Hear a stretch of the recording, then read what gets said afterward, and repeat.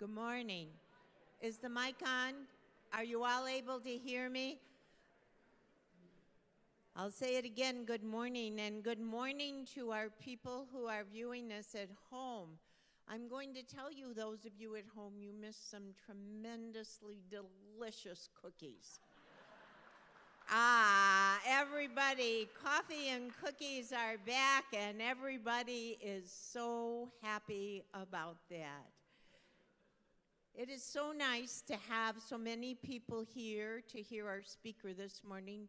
Now, I know some of you mentioned to me before we came in here, well, what happened to Ronald Bogle, who was going to do Reimagining America's Schools? He will be here March of 2023. Ron needed to have emergency surgery, and I don't think any of you are going to be disappointed with our speaker this morning. In fact, I said to Nathan, I was giving the crowd to the coffee and cookies, but maybe it's our mayor, Nathan Bocks. You never know, do you? We could do a small survey. Now, before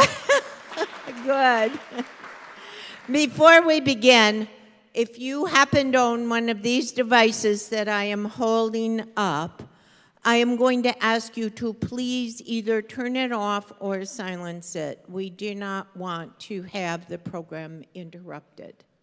And then I will be back at the end when we're all done to wrap it up, but right now I'd like to introduce you to House Vice President John Copes.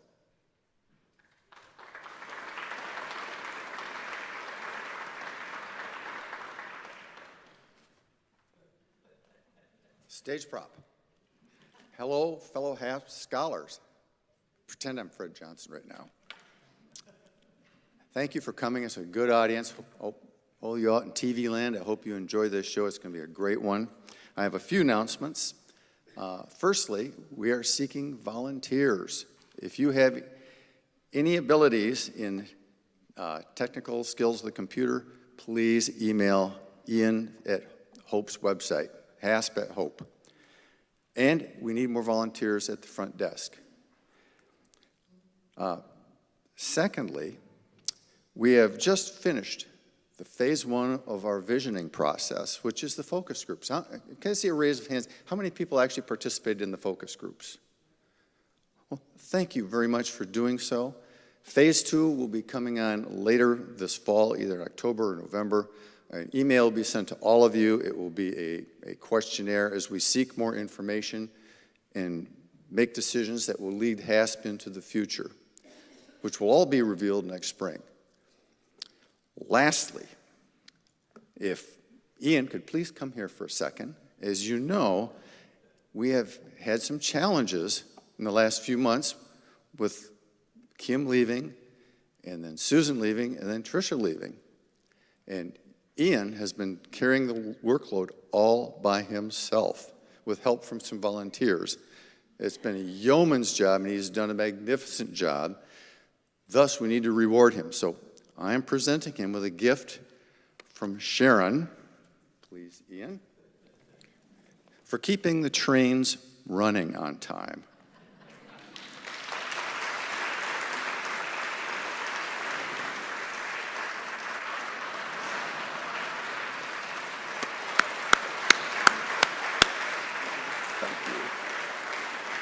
Doesn't he look good?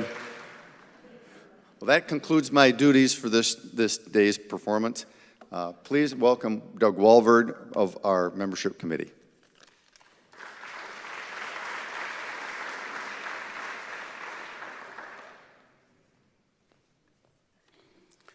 What a great group. Amazing what a few cookies will do, right? Good to see you. Well, I'm excited. Great day.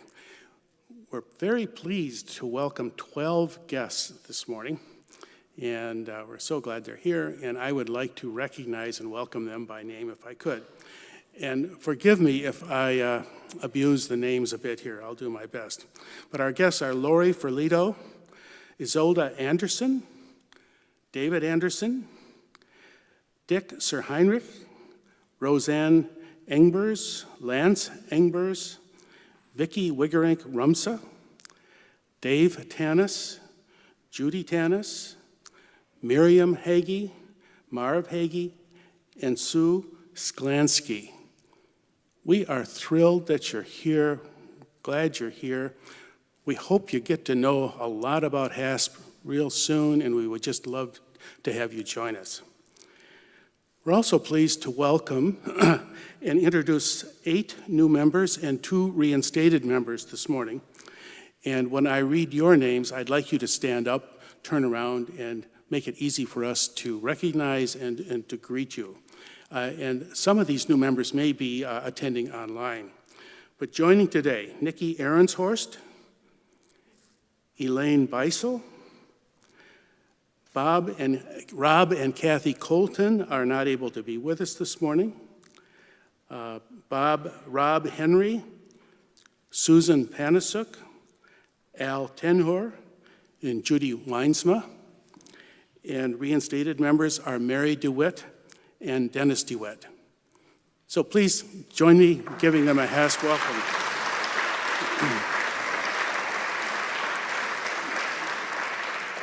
So we're anxious to have more days like today. So please, if you know someone, and we all do, who would really enjoy being a member of HASP and in what all that HASP offers, talk to them about it. Tell them about HASP. Invite them to be your guest at one of these monthly meetings. That'd be great. Thank you.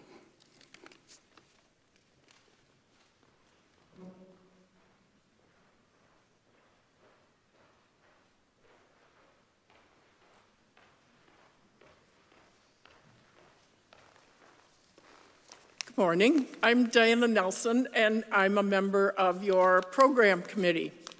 Years ago, when I moved here, I needed a lawyer because I'd moved from Chicago and Michigan law, and I needed to have my will and my trust and my, medical power of attorney redone, and so I asked around, and people said, Nathan Bocks. So I went over to Nathan, and he got me all fixed up. And then, a couple years after, I found out that he was running for mayor.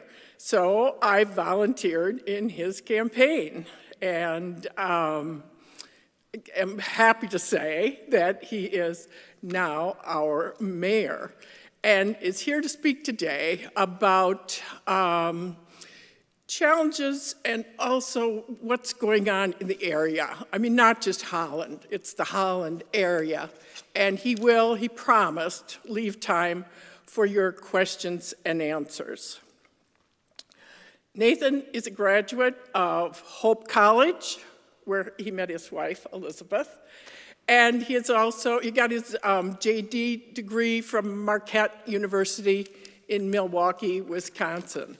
So I hope you will join me in welcoming my friend, the Mayor of Holland, Nathan Bocks.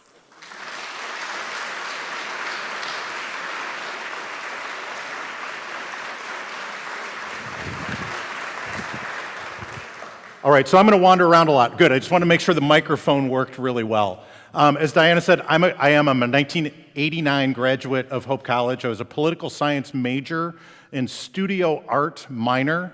And as I look out, I even see some professors' faces out here in the audience, so I got to make sure I do really well. But I never imagined when I was a student at Hope College that I might be standing in front of the Hope Academy of senior professionals, getting to speak, doing the job that I think that I was made for, was to be the mayor of Holland, Michigan. I love this town, and I love this job.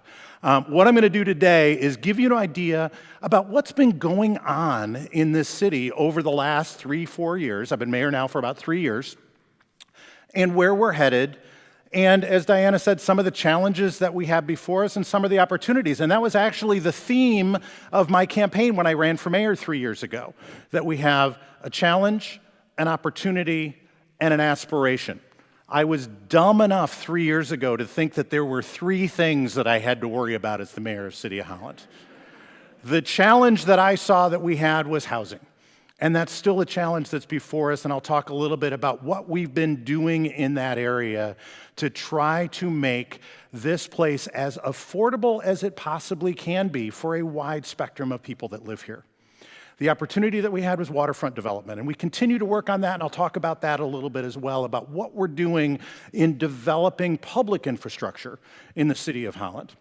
And then the aspiration, and this is probably what I'm most proud of in the last 3 years that we've been here, is the aspiration is to create a welcoming community for everyone who lives here, to celebrate the value of everyone that calls Holland home.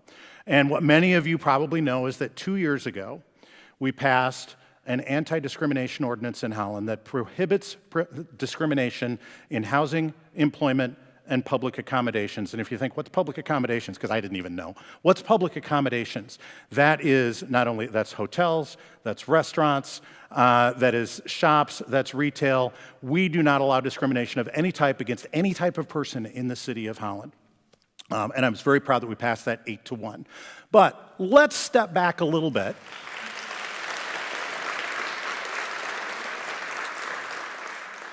Let's step back a little bit to the world of 3 years ago when I was running for mayor and then became mayor. It was prior to this event that occurred a couple of years ago called COVID. Any of you familiar with that? Okay, so 3 years ago I was elected mayor, just getting my feet underneath me. I'd been elected in November of 2019. I was at a Chamber of Commerce meeting in early March of 2020.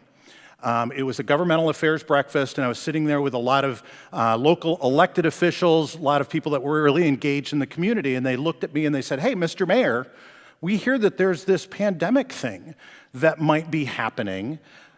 What's the city doing about it?" And I said, "You know, I haven't been mayor for very long, but let me tell you what I do know. The city of Holland is in good hands. The people that run this city, that do this as a regular job," because as Diana said, I'm a lawyer. My full-time job is as an attorney. I run a small law practice. This is a part-time gig for me to be the mayor. There are full-time people that do nothing but make sure that this city runs well. And I promise you, we did not plan the trains running on time theme going here for Ian. But 3 years ago, 2.5 years ago, the world was upended. Everything got thrown into the air. And one of the things that I promised the people of the community is that the city of Holland does not close. I was in City Hall the morning that the world kind of fell apart. Y'all remember that day when all of a sudden everything closed? Kind of the day before, we weren't really sure, were the grocery store still going to be open? Were gas stations still going to be open? What was going to be happening? And then everything shut down, almost in an instant. Everything closed. I happened to be in City Hall in that morning, and I was talking to our incredible city manager, Keith Van Beek. Keith is amazing. He and his staff do stellar work, smart people, dedicated people to this community, and really, really good at what they do. I was talking to Keith, and Keith looked at me and said, "Do we need to do a video? Do we need to get out in front of the people of Holland and tell them what's going on?" I said, "Yeah." I said, "I think that we do." For those of you who know me, I have never met a microphone that I do not like. I have never met a TV camera that I do not like. And I said, "Sure, I'll do a video." So I went up to the mayor's office and I scribbled out on a yellow notepad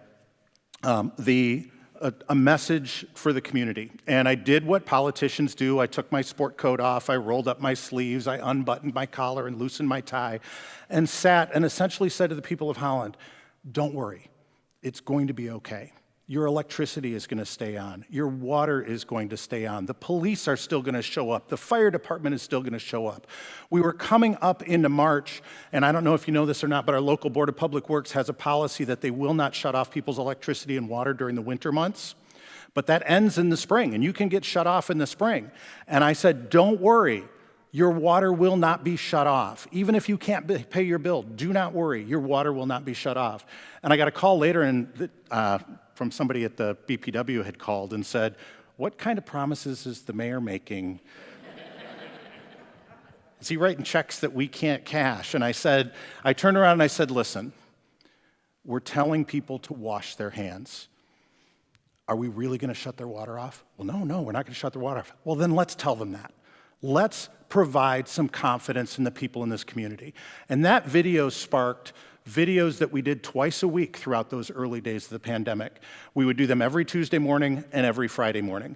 And at that point, when the world fell apart, almost everybody in City Hall left and went home and worked from home like everybody else did. At one point, there were about 4 or 5 people working in City Hall total.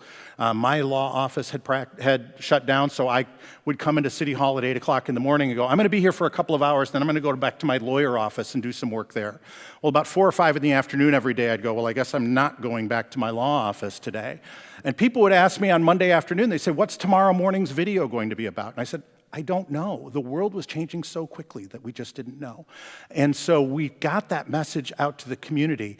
And even during the pandemic, we kept the lights on. The fire department kept coming. The police department kept coming. Your water kept coming. All of those basic services that all of us count on from a community kept going.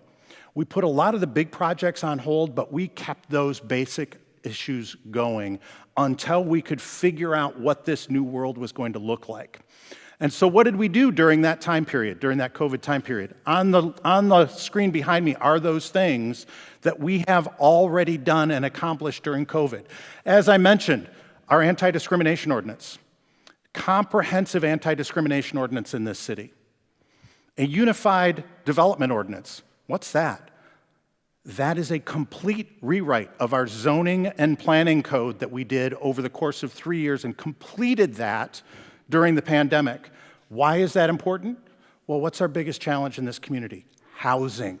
Housing is the biggest challenge, and zoning guides housing. We created opportunities in that Unified Development Ordinance for all kinds of new developments in this community, for all kinds of little pocket commercial districts throughout the city, places where we can mix residential, commercial, and retail all in one little neighborhood. So again, we get back to the idea of a walkable community.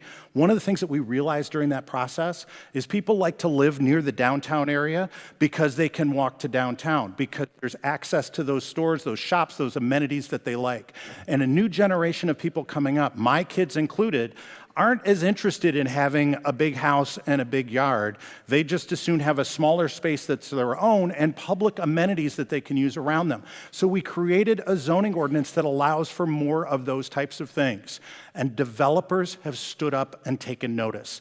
They were waiting for us to complete that Unified Development Ordinance so they could start new projects or change the projects that they had in mind. One of them, a great example of it that you can see every single day. How many are familiar with the Goog's restaurant, Goog's Hamburger Restaurant, just off of US 31? Okay, the restaurant was torn down. You've seen what went in there now. It is a commercial development with residential up above. In the prior zoning ordinance, that would have allowed for 1 residential unit. There are 8 of them there now. Okay, and you go, well, that's not that big of a difference, but you multiply that across multiple different developments, those numbers really start adding up. One of the most recent ones that the city just approved is with a combination project between Hope Church and First United Methodist Church that is going to allow for 46 units that are hopefully going to be subsidized units that are going to help people with developmental disabilities be able to live in the downtown area where they're going to be very close to the services that they need and the employment that they can get as well. Now, one of the issues that we have with housing in this community is not a local problem. It's a state problem. I said, hopefully those 46 units are going to be approved. We approved them 9-0 at the city level. We did a deal with the developer where we said, we'll take a payment in lieu of taxes. We won't charge you full property taxes on this. We just want to make sure we've got enough money coming into the city to cover the additional services that greatly lowers that cost. But they're still looking for funding at the state level in order to be able to make that project go. There are countless projects that we've approved at the city level where they haven't been able to get the funding at the state or the federal level that they need. Your local government is working really, really hard at trying to make housing affordable in this area, but it is a partnership at the state and the federal level as well. And so we need you to make sure that you're talking to your legislators at the state and the federal level to make sure that they're approving those projects along the way as well. Community energy plan. This is something that started well before my tenure. It was a 40-year plan to lower the carbon footprint in the city of Holland, to try to get us from 24 metric tons of carbon per person per year down to 12 metric tons of carbon produced per person per year over 40 years. Part of that original plan was to revisit that plan every 10 years. And that's one thing, if you're paying attention, wasn't one of those 3 things that I listed in my campaign, because I could only do 3. I couldn't do more than that. But that was one that came to the forefront almost right away, that there was a group called the Citizens Climate Change Lobby that wanted us to look at that again. It was already part of the process. They pushed and pushed and pushed, and council listens when people push and push and push. I probably shouldn't have said that. And we revisited that, and one of the ways that we do that process is the mayor gets to appoint a strategic development team to take a look at what it is that we ought to be doing and can be doing. We got a lot of pressure to set goals early on, and I said very early on, we're not going to set goals before the strategic development team has the opportunity to do their work. Outside voices wanted us to set goals. Members of council wanted us to set goals. They wanted to take positions, and I said very firmly, no, let them do their work. Let's see what we're able to do, because a goal without the ability to achieve it is no goal at all. It isn't going to help you a bit. Well, that group came in, and the goals that they set after they had the opportunity to do their work were well beyond any goal that anybody asked us to do initially. We're going to reach the initial goal 20 years early.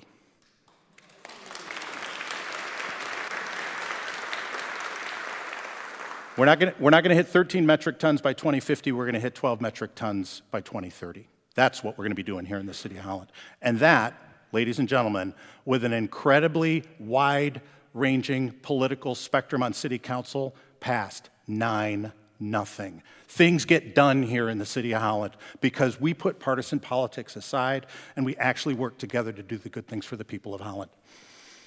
Holland Energy Park. Do you know we have an energy park where we produce your electricity? Did you know last year we paid, that was built and went online in 2017. 4 years later, we paid it off. Paid off almost every one of the bonds. Saved you $40 million in interest on that. And last year, if you're a resident of the city of Holland and a BPW customer, you had your electric rates lowered by 10%. And we allow for a renewable energy rate. You can, on July 1 of last year, you could have elected the renewable energy rate and it would have been the same as the regular rate was the day before. We have an incredible board of public works in the city that provides you water, wastewater, electricity, and something else that we're going to be doing in the very near future that I'll talk about in a little bit. But what mayor gets to say, oh, by the way, I lowered your electric rates by 10% last year? It's kind of a good deal. I didn't have anything to do with it. Also, you guys familiar? Do y'all live in or see the downtown? That big red ball, that's our anaerobic digester. Do y'all know what it does? Y'all know what goes in there? Good, because I don't want to have to say it from the stage. That was originally done because the cost of trucking that material, of which I won't say what it is, was getting more and more expensive. You got to get rid of it somewhere. And we're actually trucking it to different landfills in the area. Well, now we have to truck it all the way to Indiana in some cases. That aerobic digester, we're going to be able to put that stuff in on one end. They're all going to be kind of these little microbes that are going to eat it up. That's the scientific way of explaining it. Little microbes that are going to eat it up. And it's going to reduce the volume by 50%. We originally thought the return on investment on that was going to be, this is where numbers are really bad for this mayor. I think it was in the 12 to 15 years for that return on investment. What I can tell you is the return on investment is about half of what it was originally because those costs have gone up. And no, we're not going to paint it like the Death Star. No, we're not going to paint it like a giant cartoon bomb. No, we're not going to put a big orange tulip on it like the mayor wanted it to do. It's going to have some insulation on the outside that's going to make that surface kind of rough, which makes it very difficult and very expensive to paint in a fancy way and very difficult to maintain it that way. So sorry, all of you who've been sending me great ideas about what ought to be painted on the side of that. It is going to be the beautiful color, which is Macatawa Mist. Macatawa mist is the color that our incredibly creative engineers at the Board of Public Works came up with as the color that the sky is most of the time. So it's designed to blend in. For those of you who live in the downtown area or around the downtown area, you probably noticed the outdoor playscape that's in the window on the Waterfront Park. That was a partnership between the City of Holland and the Outdoor Discovery Center. I got to make sure I stay on track on my time here too, because I can talk about this stuff forever. Y'all know that there are 2 different outdoor preschools that take place downtown through the Outdoor Discovery Center. They needed a place for those kids to play, so they sent out a message, hey, anybody got any land that we could use as a playground where we might be able to do this? And the city raised its hand and said, we do. So the Outdoor Discovery Center raised the money, built the park, then dedicated it to the city. We maintain it, and it's available to everybody, and the kids absolutely love it. And it's one piece of what we're looking at doing in that window on the Waterfront Park in the near future, and I'll talk more about that later. New investment in 2020. 2020, that was the year of the pandemic, right? That was the year when every single thing shut down in the world and nothing happened. Do you all know that we had 500,000 square feet of new construction start in the City of Holland during the pandemic? When everything was shutting down around the world, people were looking for a safe bet, a good place to invest their money where they knew that they were going to get a good return on their money. Holland, Michigan was it. In the summer of 2020, I was at the groundbreaking for the Art Mulder and Sons trucking company refrigerated warehouse project. That's one of the things that was not listed on the mayor's job description when I first started running. I didn't know that I was going to be doing those kinds of groundbreakings, but I'm there. It's about 100 degrees in the middle of the summer, and I'm talking about the great investment in the City of Holland, and I mentioned that 500,000 square foot number, and afterwards a gentleman comes up to me and goes, hey, I just want to let you know I'm so-and-so, and I work for the construction company that builds these refrigerated warehouses. We build them all over the country. We're a nationwide company building these things. And he goes, when I heard you speak, I started doing some math in my head. He said, do you realize that 25% of our business this year is in the city of Holland, Michigan? Nationwide company, 25% of their business in the city of Holland. This is a city that's on the move, and I will talk a little bit more about that as well in the future. And then, Waterfront Holland. Challenge, opportunity, aspiration. Opportunity. We have an incredible opportunity with the waterfront in this city. We like to do things right here in the city. We plan before a shovel ever hits the dirt. There was a 2-year visioning process that took place prior to the time that I was mayor, where the city and the Board of Public Works is part of the city, but kind of different. It's really kind of confusing. I'm still not sure I understand all of it, but work together to go out into the community and say, what is it that the community would like with our waterfront? Because we've got a great opportunity in front of us. The JDY, the James D. Young coal-fired power plant, was decommissioned in 2017 so we could do start up our new energy park. That opened up a big piece of property owned by the city right on the water. And do you guys know that between Collin Park, and actually from Hines all the way to Windmill Island, all of that property, all of that waterfront in the city, all but 4 parcels are owned by the City of Holland. There are only 4 privately owned parcels between Hines and Windmill Island. And that JDY plan opened up a big opportunity there. So we went out in the community and said, what would you like? What would you like to see? And the community responded. We put together then a framework of what we're looking at doing. And then we said to developers, hey, what do y'all want to do? Because you may or may not know this, but governments typically aren't good property developers. You know, I'm a real estate attorney and estate planning attorney by trade. I know that we're not equipped at the city to develop a big piece of waterfront property like that. So we went out to private developers and said, you tell us what you think that you could do with this waterfront, with the framework that we have provided to you. We've got a proposal back from GDK, Geenan DeCock Properties. There were actually 3 developers who looked at it. GDK was the only one who came back with a proposal. We also realize here at the City of Holland that we don't know everything, even about analyzing development projects on the waterfront, so we have hired private consultants out of the Chicago area who do this for a living to help us make sure that it aligns. That's what's going on right now with Waterfront Holland. We have a development proposal in front of us.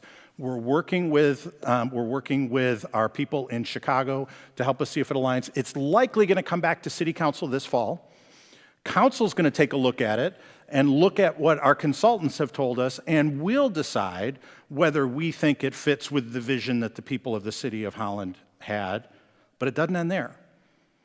Charter in the City of Holland says that any time the City of Holland is going to transfer a piece of property that is owned on the water, our charter, our Constitution says we have to get a vote of the people. And it has to be a 60% positive vote to sell that property.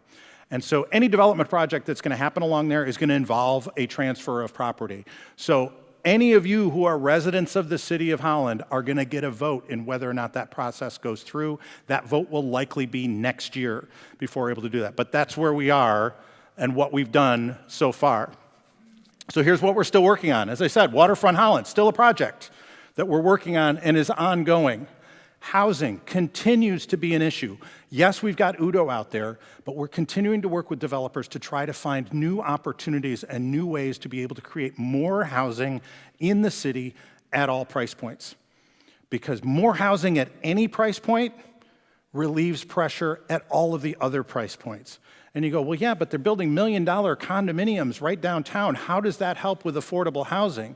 Well, if you're going to move into a $1 million condo, you got to move from somewhere, right? Maybe a $500,000 house. You're going to put that $500,000 house on the market. Somebody from a $200,000 house is going to move into that $500,000 house, which opens up that one.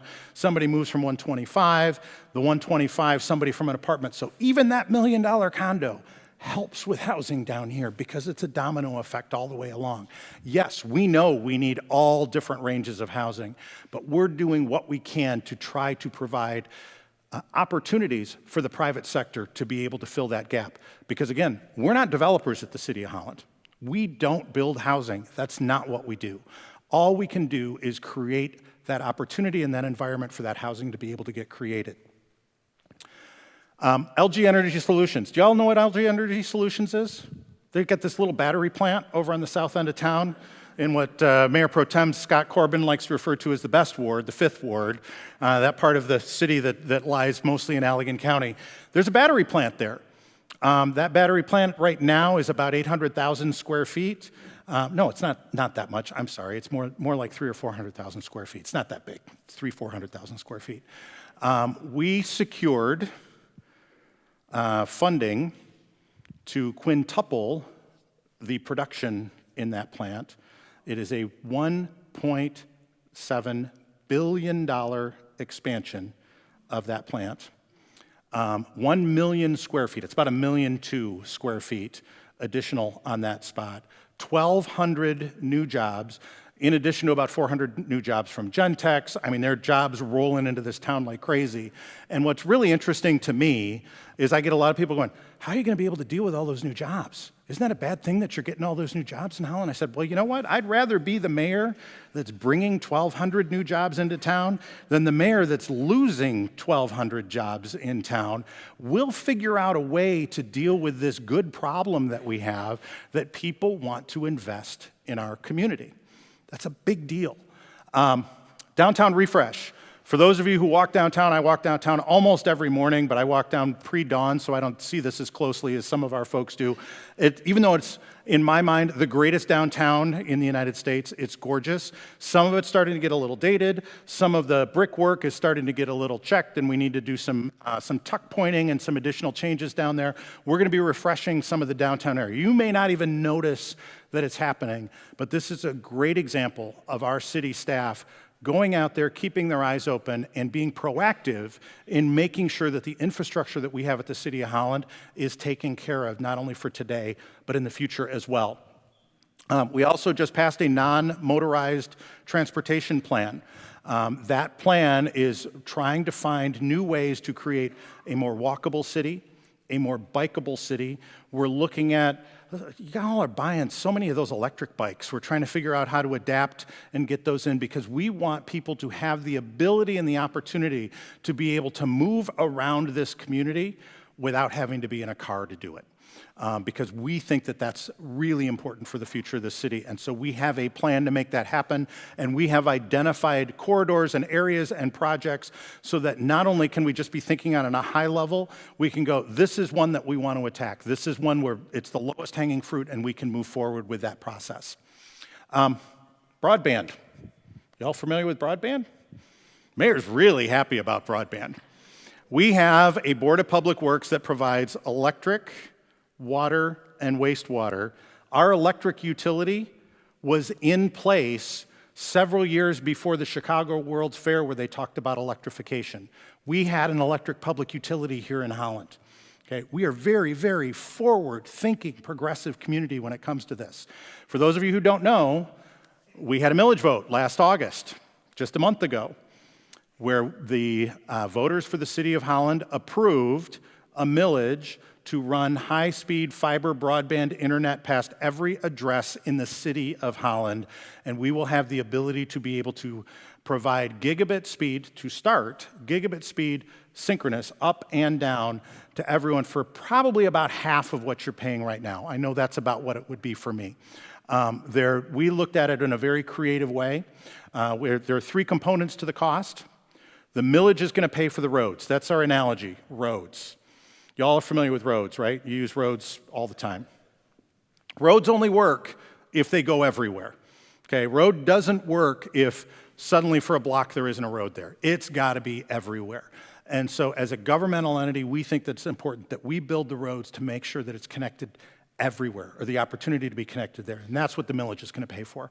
If you want a driveway, from your house to connect to that internet road, you get to pay for that. Okay, and we'll spread that cost out over time. Same way roads work, same way your water works right now. Did y'all know that with your water and your sewer that you actually own from the street to the house? That's something that you pay for. And you probably don't think about it if you've got a house because that was already baked into the cost of the house. Internet's going to be the same way. That's what's so cool about it. And then the third component is the cost of the service. Same analogy with roads. Okay, you can choose to have FedEx or UPS or DHL or Amazon deliver things to you on the roads. Federal Express doesn't have their own roads. UPS doesn't have their own roads. That would be crazy. We would think it was nuts for all of them to build their own roads. Same thing's true with the internet. We are going to make that infrastructure available to whoever wants to use it. You can get BPW broadband if you want, for $28 a month for operations and maintenance and $7 a month for service.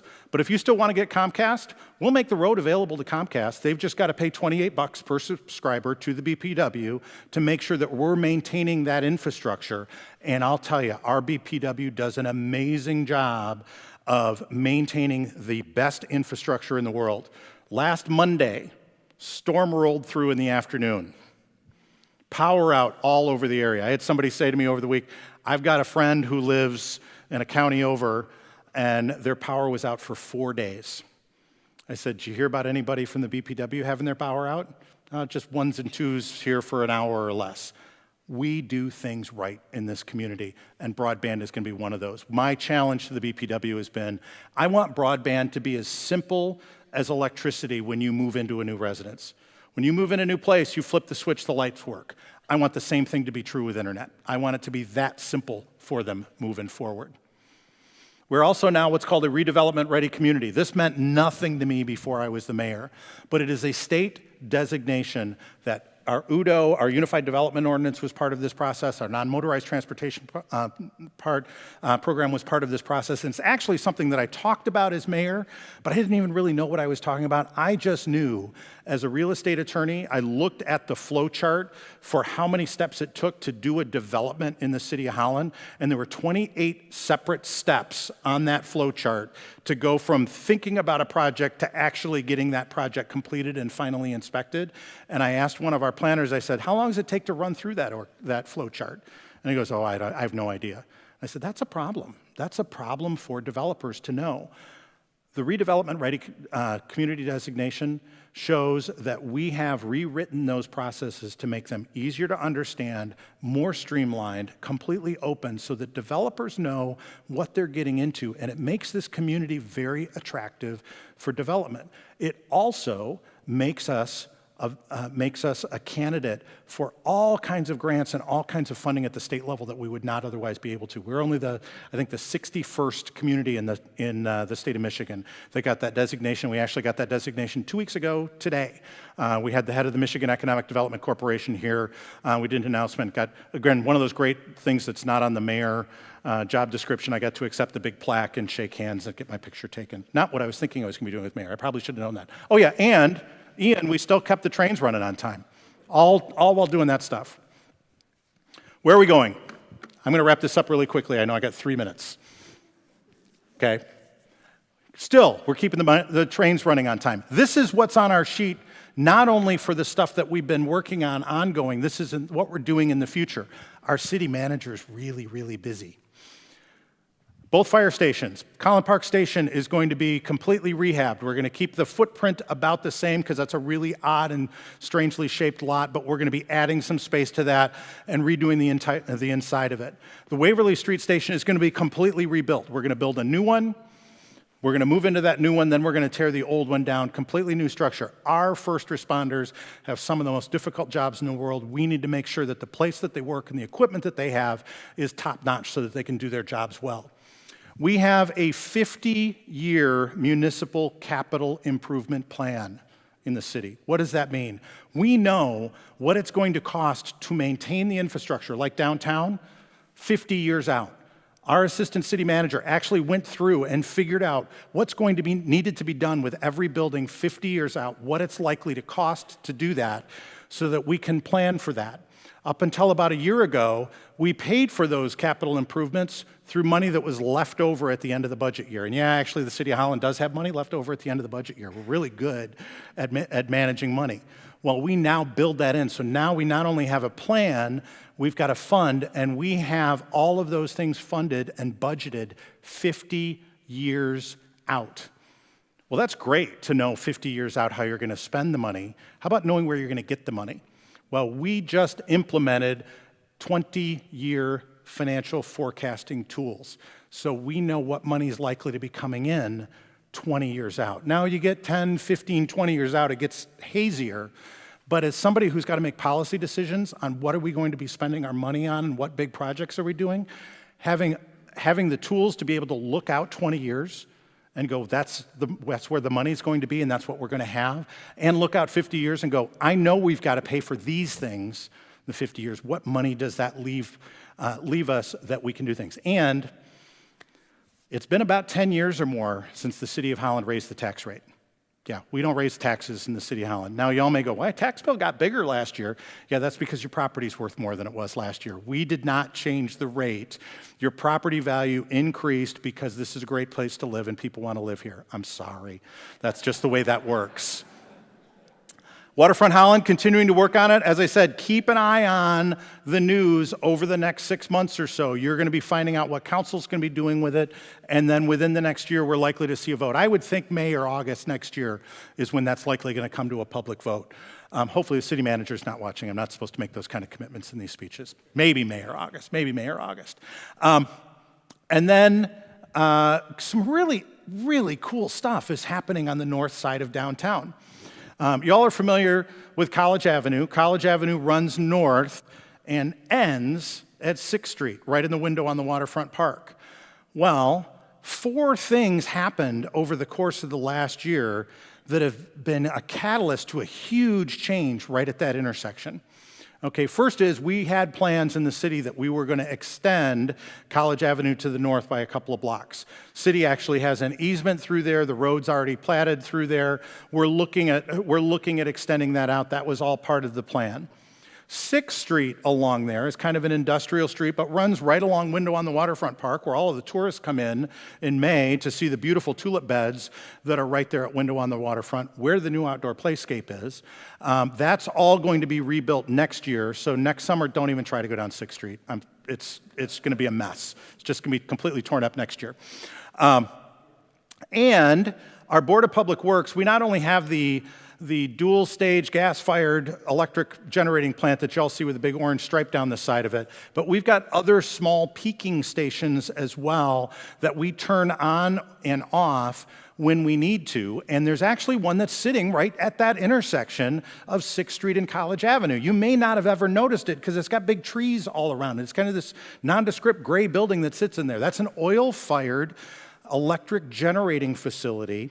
And this is one thing I didn't know before I was mayor. I'm also the council liaison to the Board of Public Works, so I sit in the Board of Public Works meetings. Do y'all know that we generate or have the ability to generate more electricity in the city of Holland than we actually need and use? We do. We can generate way more than we need. And y'all know that we can sell that capacity to other communities who don't generate enough. We don't have to generate the electricity, just the fact that we have the capacity. That's marketable. We can sell the ability to generate electricity. And so that plant, that oil-fired plant that sits there, runs once or twice a year just so we can make sure it still runs. City makes about $100,000 a month just for having it sit there. We don't have to do anything. My eyes lit up when I heard that. We get $1 million a year just for having it sit there? That's amazing. Well, that's about reached the end of its useful life. You know, a car gets old, suddenly the maintenance on the car is really more than it's worth. That's ending its useful life, and that's going to be decommissioned next spring. So we're extending College Avenue. We're rebuilding 6th Street. That plant's going to go down. And then a wonderful gentleman who I've been friends with for 25 or 30 years, retired West Ottawa school teacher. You may be familiar with him, a gentleman by the name of Frank Cry. Wonderful, wonderful guy. Has been giving money to the city for the last 10, 15 years in dribs and drabs for an ice skating rink. And he said, if you ever build an ice skating rink, public ice skating rink, here's some money. Dribs and drabs, $125,000 up until this year that he'd given to the city. And Frank was having a meeting with his bankers. I can say this because Frank said this in a lot of public meetings. Frank had a meeting with his bankers, and the bankers said, Frank, you're a millionaire. Frank goes, I can't be a millionaire. I'm a retired school teacher. He goes, no, Frank, you're a millionaire. And Frank goes, well, I don't need all this money. I don't have any kids. What am I going to do with this money? And so he came to the city, and he dangled a $1 million check in front of the city and said, if you build an ice skating rink, I will give you $1 million in addition to the money that I've already given you. And it took us about a half a second to say, sure. And so right at that corner of 6th Street and College, we are going to be building an ice skating rink. And the extension of College Avenue, the rebuild of 6th Street, and the coming down of the power plant right there are all part of this process. Because y'all know what used to be on that site? City dump. That's also where they put all of the leavings from dredging the harbor. Well, that's not the greatest spot in the world to build anything on because it's not that stable, but there happens to be an old power plant sitting there with an incredible foundation that we can use as the building that's going to support that ice skating rink. And it's not just going to be a sheet of ice. Yeah, there'll be a sheet of ice, but there's also going to be a ribbon of ice that's going to go out into the prairie out there so you can skate along like a river that's out there. And Frank said, hey, it might be a good idea. I'd like to see curling. Okay, we'll do curling. Frank said, we ought to have skate rental. Okay, we'll do skate rental. Frank said we ought to have hot chocolate. We'll have hot chocolate. We'll do all of those things. And in addition to that, we have Snowmelt. And so we're going to be able to heat the paths, heat the benches, and the waste heat. Whenever you're cooling something, if you ever go outside and look at your air conditioner this summer and it's kicking out all this hot air, well, that's cooling, pulls heat out. We're going to take that waste heat from generating the ice and pump it back into the Snowmelt system. So we're going to be able to use some of that energy as well. That project is going to be kicking off in the next year as well. You won't be able to skate this winter, but the following winter that you may be able to do that. We are working really, really hard and really fast, following our motto of we plan before a shovel ever hits the dirt. But we want to get it done so that Frank can see it, because we really think that it's important that he's part of that process as well. Also, about the same week that we got the $1 million offer from Frank, City received an estate gift from the Hiringa Family Foundation for $4.5 million that's going to be dedicated to building a new recreation center. So we're going to be building a new recreation center over near the Ray and Sue Smith Stadium by the Bouse Pool area. We're working on plans for that. That's still several years in the offing. We can't do all this stuff at once. We're kind of pacing it out a little bit. And new investment in 2022. I told you there was $500,000 of new square footage of commercial construction in 2020. I told you about the $1.7 billion investment in LG Energy Solution. Oh, add about another $1 billion of investment on top of that. In 2022, we're up to $2.7 billion of new investment in the city of Holland this year alone.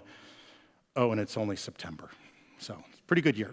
So that's what we have going on in the city of Holland. That's the news from Lake Wobegon. I am here to answer whatever questions you have.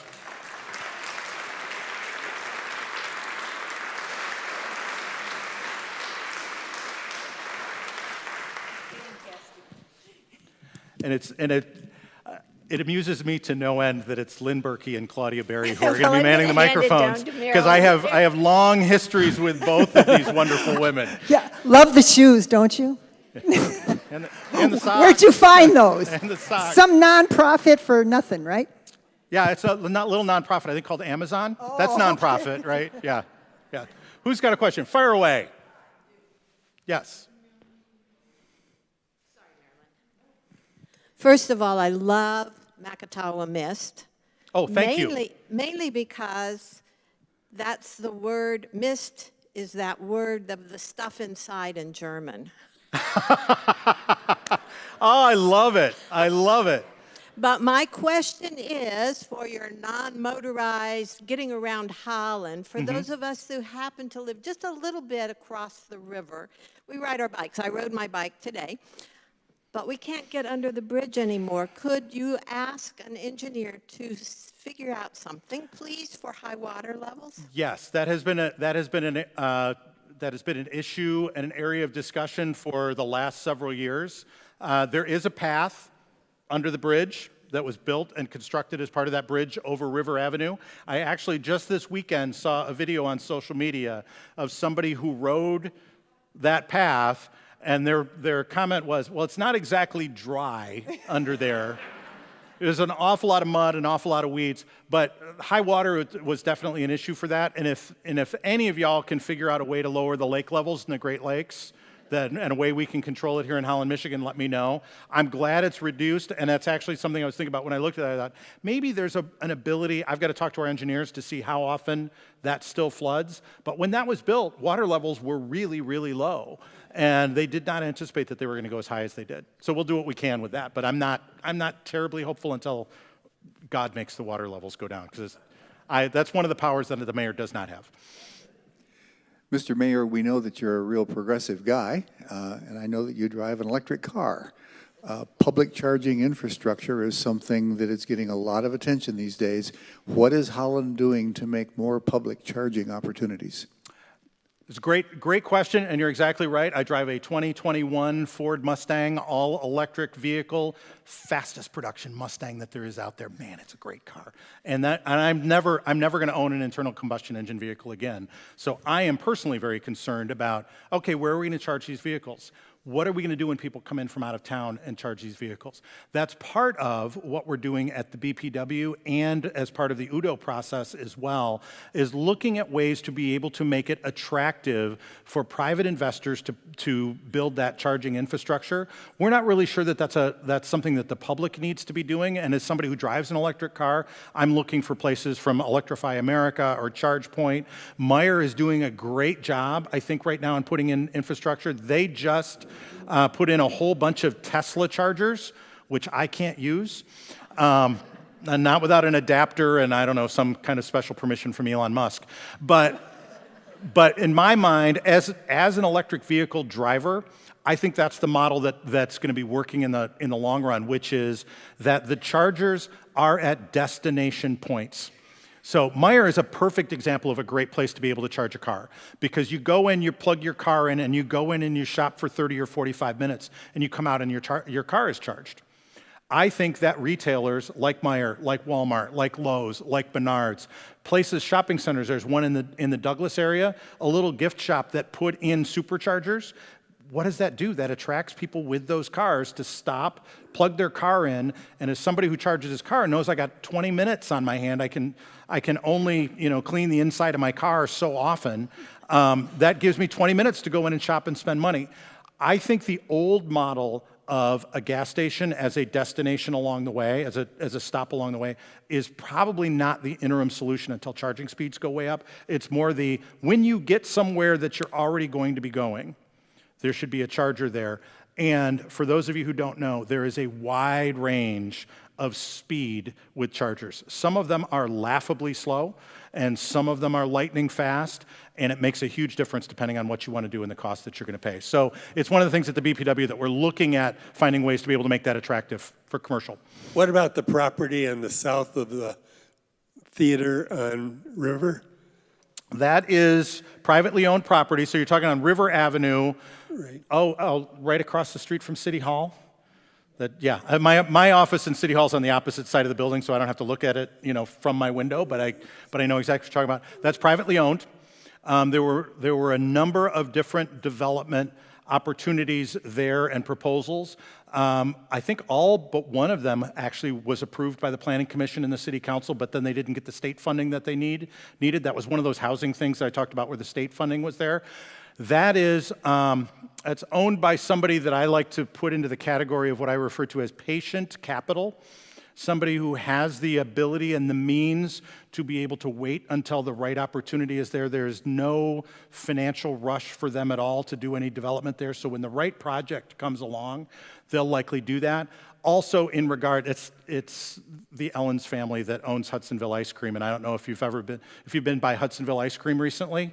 They've got a little bit of a project going on right now at Hudsonville Ice Cream.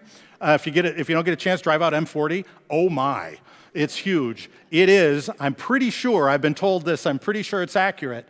It is the largest walk-in freezer in North America.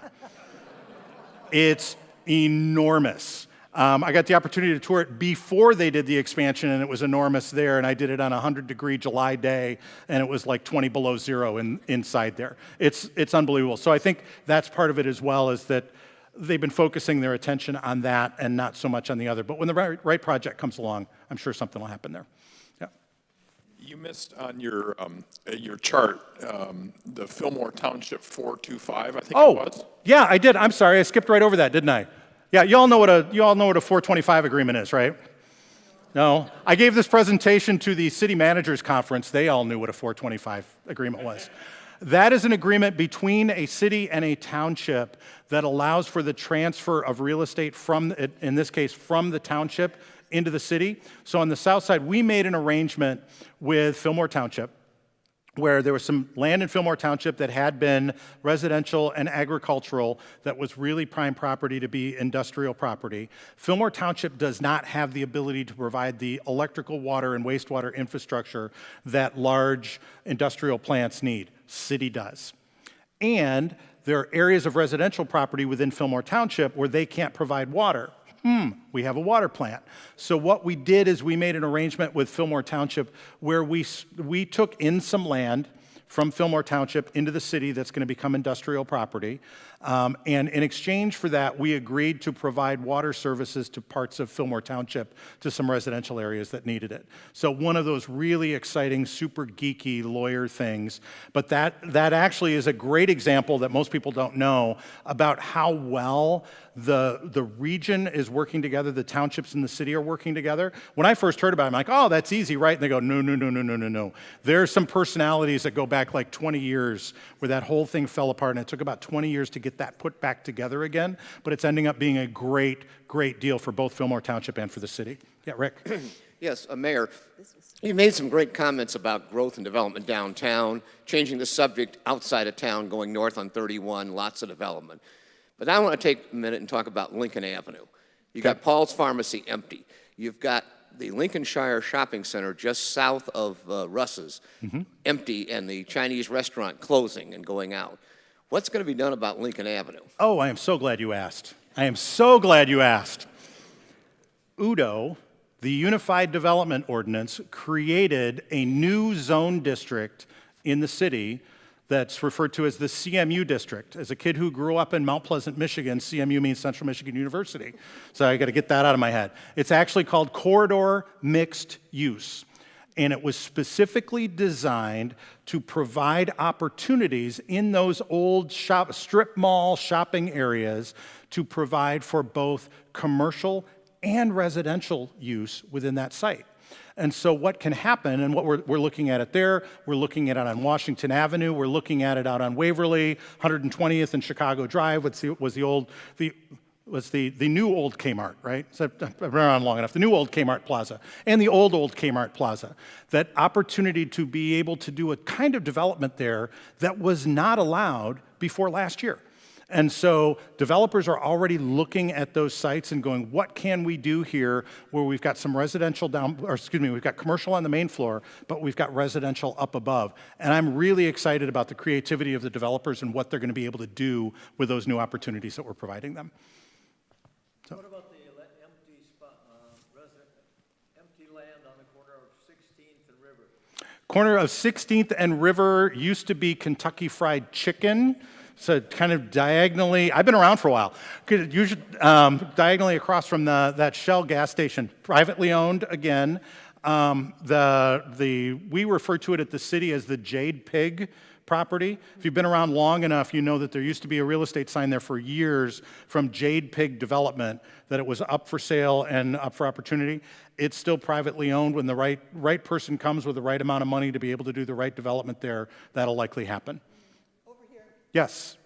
How much will traffic increase as a lot of this development happens, and does the city have plans for accommodating it? I'll answer the first part of that question first. 7% will be the increase in traffic. And it'll all be bikes. It will. Absolutely will. I think the most important part is the second part of that. What are we doing to try to plan for that? We actually had the head of the Michigan Department of Transportation and a delegation here about a month and a half ago or so, and that was a major topic of conversation. They came into the area to kind of investigate. If you've ever been on the M40 corridor south of town early in the morning, it is a solid stream of cars coming in. And that intersection with 31, or is that the business route down there by where Rick lives, is a solid stream of cars. Yes, we are constantly looking at how we are going to adapt our infrastructure for the growth that we're seeing. The 6th Street expansion, 6th Street redo is part of that. The College Avenue expansion is part of that. There's a new Freedom Village, not Freedom Village, I'm sorry, Rest Haven, new Rest Haven development that's going to be coming out on 24th Street, out near the Venralty Farm. Part of that and part of that development is we're requiring that there's going to be a roadway that's going to run between 24th Street and 16th Street to connect so that there's another corridor along that area. The developers would rather not have had that, and we went, oh yeah, that's got to be there. Because we want to make sure that while this is a walkable community, it's still a drivable community as well. And I know that we do have about, our rush minute at about 3:15 every afternoon. When the schools and first shift gets out, you may have to wait through one cycle of the lights. I know that we're working on that too, but the traffic is going to go up, and that's probably 7.5% is the increase. Yes. A quickie. Yes. What about People's State Bank? What's the future? I'm sorry, I missed. People's State Bank. What are you hearing People's about State Bank. that? Oh, I don't know. I've heard some rumors, but there's nothing definite that I know about People's State Bank, which, for those of you, was the Fifth Third Bank, was the old Kent Bank, was the place where my dad got in trouble for riding up and down the elevator when he was a teenager 80 years ago. So, yeah, it's a great site. I think I don't know exactly what's being planned in there, but my understanding is that they want to keep the character that it has now. Another building down in the area, it's just popping into my head, is the old fire station City Hall building that's looking at being a high-end restaurant and keeping that same kind of atmosphere as well, which I'm really excited about because I think it's going to make it more publicly accessible for folks. Yes?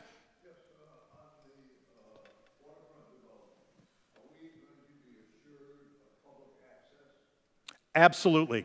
I'm saying that as absolutely as I can as the mayor with 1 of 9 votes on city council.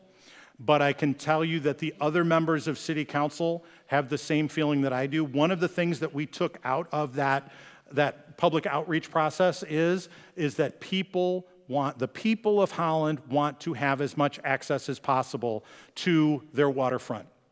And we expressed that to the developers as well. That was part of that plan or that framework that they were given of, you need to be able to provide this.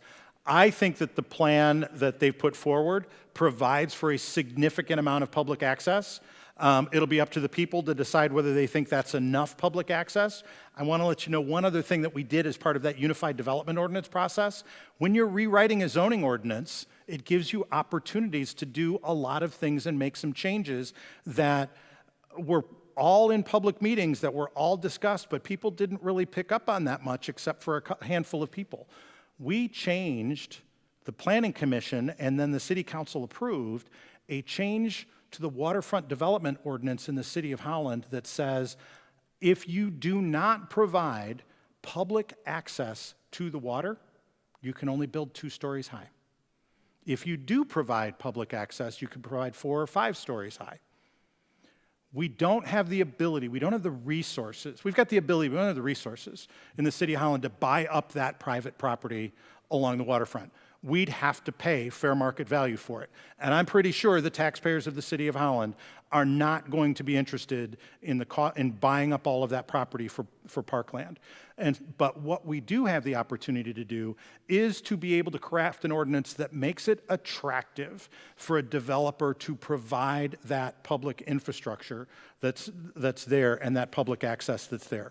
So when Udo went through, the developers who were looking at it went, oh, okay, my options now are a little different than they were before.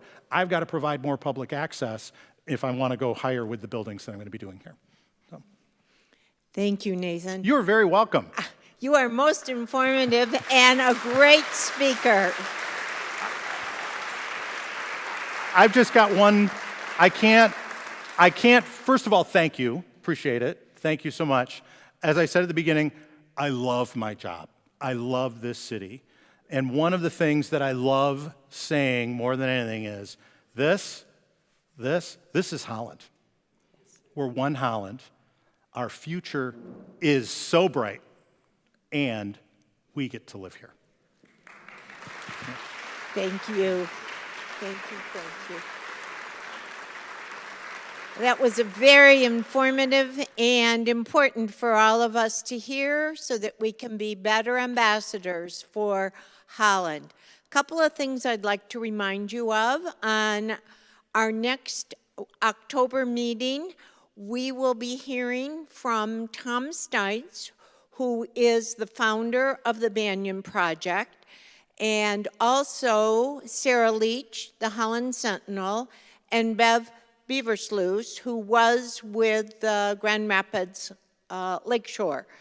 They will all be speaking to us about something that I know most of us grew up with, newspapers, and what has happened to our newspapers, and what is the future of newspapers. So that will be our next monthly meeting. But another important thing is on October 27th, we are going to do something different. We are going to do a HASS monthly meeting after hours. So we are going to be meeting at 6 p.m. in Wynant's Auditorium in Graves Hall, and we are going to hear from Dr. Brian Davis, from the previous superintendent of the Holland Public Schools, and Dr. Sarah Hoovey, Hope Education Department, and leading the student teachers at Hope. And they are going to bring with them a current student teacher and a person who has graduated, and we are going to learn about the teacher crisis, and it's going to be responding to the teacher crisis. I don't know if you read the Holland Sentinel this morning, if you get the print version or the online version, but there are 95 openings Now, that's just not teachers, that's the bus drivers, that's the aides in the classroom, right in this immediate area. Education, as all of you know, is the backbone of our country. And so Dr. Davis and Dr. Hoovey are going to talk to us about the crisis, and then they are going to give us hope. And they're going to tell us what hope is doing in regards to this. So this will be open to the public. Ian will be having it out there. He had it out in the last, what do we call that? That we get constant contact that comes to us every Sunday night. But please consider coming to this. This grew out of a class that was done in March of this year that Dr. Davis gave. And a lot of the people in the class reached out to Monthly Program and said, our members need to know this. So it is important so that we can become informed individuals. Just like we are become informed about what is happening in Holland, we will become informed with what is happening with teachers. So I thank you today for coming. There will be coffee and cookies next meeting.